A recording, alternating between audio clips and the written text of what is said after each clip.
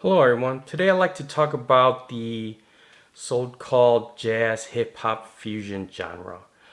Now, double quote, air quote, really, the genre itself, because I don't think it was ever a real genre. It was more like a trend or a fad, and it really happened, I like to say, early 90s through maybe 2000 or close to it. I know there were a few artists maybe in the 2000 that did it. It was more like acid jazz or something like that. But so jazz and hip hop fusion. Now I'm not talking about jazz covers of hip hop songs or vice versa, something like that. Um, it's more the fusion of it. And technically speaking, I never knew of this term before, never heard of it, but kind of got into it by way of listening to a particular artist at the time. And that artist, so hip hop, when I was growing up, hip hop wasn't, it was mainstream per se, but it wasn't directly accessible. So, like, for me, it would have to be the radio stations, the top 40 and so forth. And even then, hip hop, popular artists then weren't really played on the major radio stations. I think it's there could be a lot of things going on, but I think more of it is a lot of people don't think it's safe or something like that for people for kids to listen to, so they go the safe route. And the real hip hop, growing up as a little kid, you would hear Hammer, Fresh Prince, that kind of thing. Um, I mean, I would hear like Pac and so forth. And then eventually, I'd say in mid 90s and so forth, they started to really break out. But anyway, so as a little kid, I wouldn't. There's a lot of artists, hip hop artists, that I never got into. But I happened to be going to school with another kid. I think he was a grade up of me. Um, and I would sit with him sometimes on the school bus. And he was a total hip hop head. I mean, it was very impressive. I mean, I was into hip hop, but not like he was, for sure. This guy knew a lot of things or listened to a lot of things I've never heard of. And I'm not sure how he got access to, maybe he's just buying a lot of records and things like that. But usually you would have to know the artist before you buy it. But eventually, one day I was sitting next to him, and he had his Walkman and he had his headphones on. And his headphones were like kind of the COS, old school, kind of around the ear, but they're open and they're foam. They have the foam on it. They sounded okay, but the problem with that is it leaked a lot of the sound out. So like someone like me sitting next to him could actually hear it. And the thing is, he actually blasts that kind of stuff too. So he would put his Walkman like 3/4 volume or something like that. So it would blast this. I can hear it very well just sitting next to him, what he was listening to. And there's this one thing he was listening to that one day that I've never heard of, but sounded good. Now I knew it was hip hop because you can hear the rap on top of everything, but I couldn't discern what they were saying, the lyrics or anything like that. But I could get the melody and the background sound and what they were what they were rapping over. And I was really interested. I asked him, hey, what are you listening to? And he kind of showed me the cassette and the cover, and it was A Tribe Called Quest, the Low End Theory. So now I've never heard of that group, never seen that album before, I had no clue. But he actually let me borrow it for just one day though. One day, let me borrow it, take it home, and just listen to it because he had other things he could listen to, and I was glad he did. So when I took it home, listened to it, I was pretty impressed. Like, not just the raps, because it was the first time I heard like Fife and Q-Tip rap and so forth, and I thought they were very good. I just never heard of them before or how they did it. And second was what they rapped over. That's the thing. It was new to me. They were rapping basically on jazz samples. Okay. Usually at that time when I was listening to hip hop, the samples would always be something like either from the disco, funk, R&B era of the 70s or maybe early 80s or something like that, or even 80s tracks, and they would kind of rap over that. But this one was different. Like I said, it was jazz, and it sounded like there's like some really heavy bass playing too and stuff like that. And I've eventually found out later, yeah, Ron Carter was on it, so that was very impressive. Um, so when I got to that, that's my first foray, and Tribe is considered the everyone would consider them always consider them as the like the hip hop jazz, um, forefront to me, and I love that album. Definitely, I think it's one of the best. I actually follow up with Midnight Marauders and so forth. But that was my first foray into the hip hop jazz fusion genre, and I don't know. Again, I don't think it's a genre by any means, but um, that was my first dive into it. Now, after listening to Tribe, I was thinking, hey, this could be pretty good because at that time myself, I was into jazz, mainly like smooth jazz from the radio, as well as the jazz CDs I would get from the library, and that would be like Miles Davis, John Coltrane, and so forth, the heavy hitters. I was really into jazz myself, and I was thinking, hey, couldn't you just like kind of like try and mix it up, so hip hop and jazz, but have equal footing. So there'd be the hip hop elements, the rapping, and so forth, complementing the jazz part of it. So there would be some jazz, not just background, but kind of showcasing jazz itself, like a real jazz song. But then you would have a hip hop, someone rapping like with it, rather than the thing is with like Tribe and other artists I'll mention later.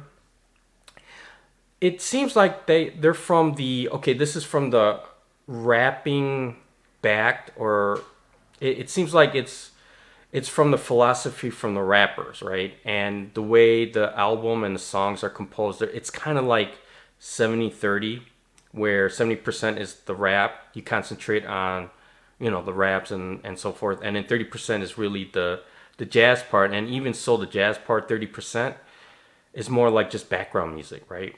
There's no like interpretation. There's no,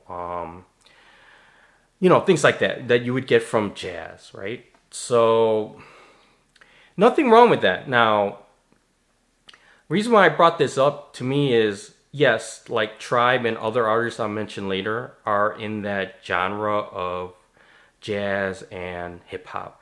But to me, I always think of it as just hip hop, mainly because the way they do it is on par with what any other hip hop artist back then or even now would do, would just basically be from the mindset of the artists, the MCs.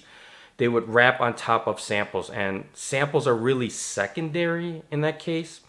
So whether you're rapping on a jazz sample, or you're rapping on a disco sample, or an R&B sample, soul sample, funk sample, you're doing the same thing. You're just rapping on top of it. It just happens to be jazz versus disco or something like that. That's it. You don't hear like Sugar Hill Gang or something with, their Rapper's Delight. It's like, oh, they're jazz and disco or something like that. No, I mean not jazz and disco, but they're hip hop and disco. You don't hear that, right? So to me, Tribe is the same way I think of them. I mean, yes, they use jazz background samples on practically every song they rapped on, but again, it's still just hip hop to me. It's not hip hop and jazz, if that makes any sense. So I was thinking, hey, could there be something, more 50-50, where there's hip hop and there's jazz elements to it, like showcasing jazz? And not too long after hearing the low end theory, this came out.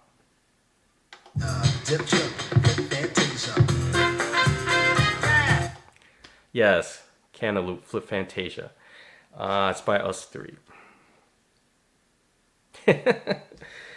Okay, so when this song came out, first of all, it was like a monster hit. It was played on every station. You would hear it every day. Now, whether it hit number one or something, I don't know about the rankings, but definitely you can hear this practically every day when it first came out. So, and this was exactly what I was thinking of when I was thinking, oh, hey, jazz and hip hop, how would it work? this would pretty much be the perfect representation of what I thought it would be, and the jazz hip hop fusion genre as well. So with Us Three, what they did was basically like what I mentioned about Tribe. They would basically take, like with Cantaloop Fantasia, they would take a sample, and really their entire album are Blue Note samples. They sampled the entire Blue Note catalog. But for Flip Fantasia, they would take something like this, Herbie Hancock's Cantaloupe Island, sample it, rap over it like you would do like what Tribe did, but a bit different. With Us Three, it's kind of flipped in a sense of how it seems like the album, the artist, the group was conceived. It's more jazz backed or jazz bass with hip hop on top as kind of a secondary thing, rather than the other way around where I mentioned it's hip hop bass, focus on the raps and all that, and then just using jazz secondary as a sample. But even after saying that, if you listen to Flip Fantasia, they give both the rapper, I don't even remember the rapper's name, but the rapper and the jazz song itself equal footing. Now, yes, they did sample Herbie Hancock's Cantaloupe Island for sure, no doubt about it. But what they also did that was unique, and which I absolutely love, was that they added a musician in there, kind of like what they did with Low End Theory with Ron Carter with the bass. But however, instead of the bass being just the backdrop to them rapping, in my opinion, with Flip Fantasia, they used this guy. They used various artists, but for Flip Fantasia, there's this guy named Gerard Presenser. I don't know if I'm pronouncing it right, but he's the guy right here at the bottom where I'm pointing. He was a teenager, I think, at the time when he was playing the trumpet on Flip Fantasia. That's amazing. And what I'm trying to get at is this. If you listen to the song Flip Fantasia, you know, once the beginning starts and then the rap goes, dip truck, Flip Fantasia, stuff like that, that's like the first half of the song. The second half of the song, like the last 2 minutes, is this guy, Gerard, like doing the riffs and so forth, as well as doing a solo. I don't know if you would call it a solo, but man, he was just like blasting that trumpet. Yeah, you would get some vocals in there, but it wasn't the rap. It was like funky, that type of thing. And then he's still like doing the trumpet for like at least 2 minutes, it seems like, and the second half on. And to me, that's the best part of that. I mean, this guy is amazing. I don't know what happened afterwards. I've never heard of him, but damn, what he played on Flip Fantasia was amazing. Absolutely amazing. More so that I actually preferred the Flip Fantasia Cantaloupe Island version over Herbie Hancock's because of the trumpet playing. Now, the problem with Us Three and Flip Fantasia, and as well as other songs, the problem with that is the rap is mediocre. And with Flip Fantasia, it's a bit corny. Now, I'm not trying to diss the rapper himself when he was on it, or any of the other songs on this album, but it's like they pull. I don't know if he was a rapper, they aspiring rapper that they pull off the street, or was he famous? I've never even heard the guy. I don't even remember his name, but the rap wasn't. It was subpar. It was subpar for it. It's almost like it's forced, right? Now, if they played Flip Fantasia without the rap and just kept everything else, even the funky and, you know, that type of thing, but left out the rap, this would have been like one of the best jazz songs of that decade for sure. I mean, just coming out. So whether it's, and I know it would be a cover, but still, I think it would be like the best version of it. But yeah, the rap seemed kind of forced on there, or at least not well thought out, putting on the track. But it still didn't detract away from how good this song was. So, and to me, Us Three and this particular song, Flip Fantasia, Cantaloop, I think is the perfect representation of what I thought a hip hop and jazz genre would represent. To me, this is the, you know, ultimate example of that in my idea of what that genre would be. Not the Tribe Called Quest. I know later on you have like Far Side. Far Side I never got into because there were, as I mentioned earlier, there's a lot of hip hop that wasn't mainstream here, especially West Coast hip hop.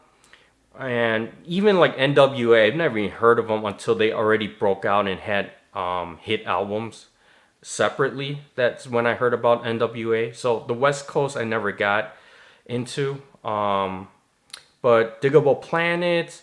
Now there's another album that might have been close, or a couple albums that are close to Us Three, would be the Jazz Mataz albums, Volume 1 and 2 by Guru. I've listened to that. It's good. It's more. I think it's a good split too with some jazz and the rapping. The thing is, it has too much of, for me, like a loungy vibe. Loungy's not, it's not lounge music, but it has like the chill vibe, kind of like the, it's hard to explain, but very chill vibe that it doesn't showcase the jazz as much either, and even the rapping is kind of chill. It's almost like just chill music with rapping and that type of thing. It doesn't really showcase either. That's my explanation of it with Jazz Mataz. Now, I'm not saying it's bad or anything. I actually liked it, but I don't think personally it's a good representation of jazz and hip hop fusion. I think it's just more chill music than anything.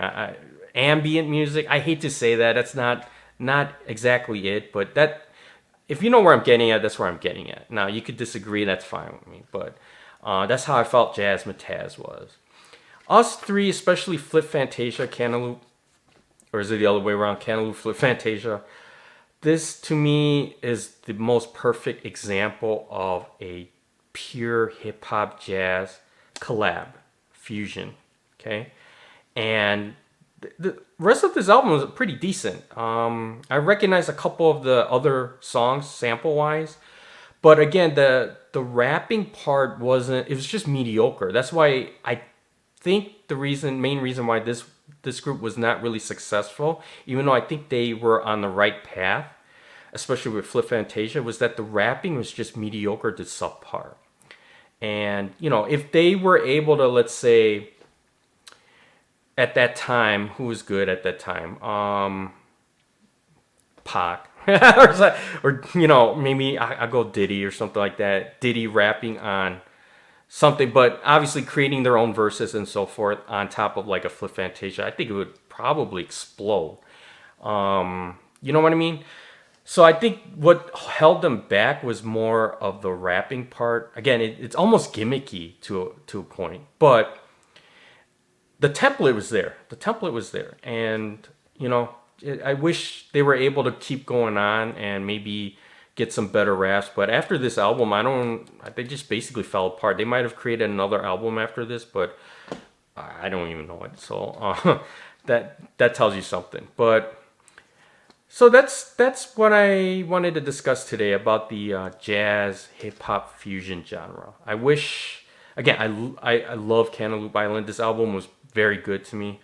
I wish it could have gone on, and you know, when you think about it,